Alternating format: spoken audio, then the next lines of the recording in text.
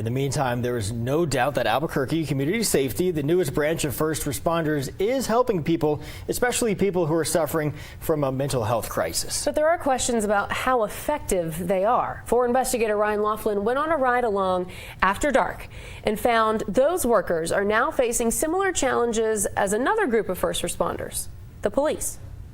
In many ways, how can we fix that? Albuquerque leads the nation.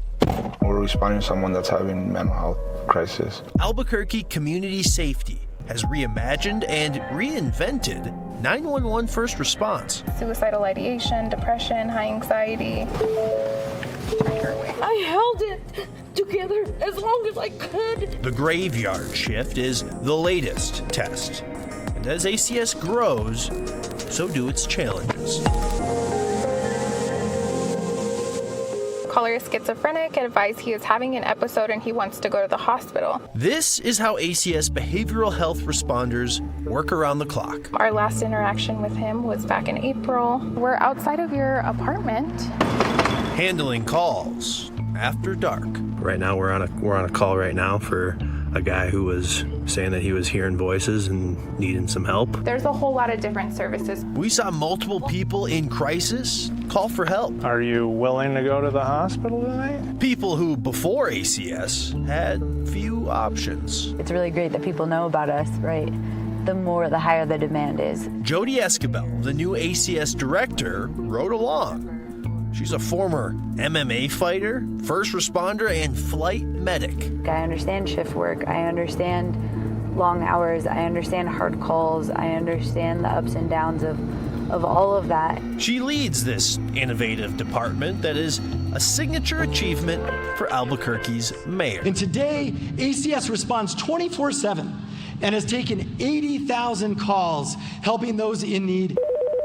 But 80,000 calls is different than 80,000 people helped. That's 80,000 times we had the right response at the right time. We found the right response largely depends on the time. Think of it this way. Most ACS calls happen when someone dials 911. That call goes to a dispatch center, and some of those calls are diverted to Albuquerque Community Safety responders. Those 80,000 calls end up on a board with priority levels. That determines how long it takes to get a response, or if there's any response at all. Do you have any ACS units tonight? ACS exists to limit police responses to calls better served by social workers. Hey, so we've got a couple calls about you. You doing okay? I'm just fine. Yeah? Here, APD officers respond to a man on the side of I-25. Are you looking for like resources or anything like that? Yeah, I talked to an officer last night. Yeah. And then I talked to, you call it ACS? ACS, yes. Yeah. And I tried to contact them last night and they did not show up. Okay. Calls like this one fell off the priority board. Police had to get an ACS supervisor to respond. The city's own data shows homeless people account for nearly 40% of all calls. However, 90% refuse services. On paper and in practice, things look very different. The ACS union told us our ride-along was with a group of supervisors. That was not a typical responder team. Rank and file responders can feel unheard, and sometimes they say new hires are unprepared. Those concerns continue to arise. And from our union's perspective, a lot of the feedback that we have received does have to do with lack of communication, lack of training, and a lack of understanding up front of what it is that they're coming into.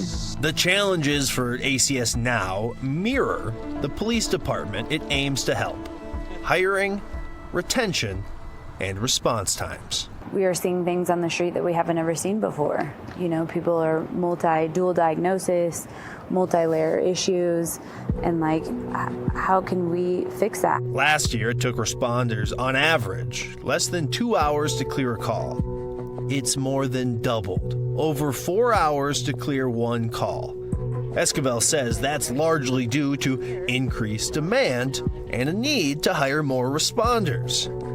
The mayor touts the right response, but it never happens if the response takes too long. Nearly 30% of all calls ended up with responders never making contact with the person in need. On this night, 2 people in crisis got help. And sometimes it's okay to ask for help. And like I said on the phone, this was very courageous of you to do this tonight. Even the guy waiting on the side of the interstate for at least 24 hours. I'd like to see your show. Got a ride to the Gateway Center. It's a lifeline unique to the Duke City. Making it work for more people will determine if this innovation continues to lead the way forward. Ryan Laughlin, 4 Investigates.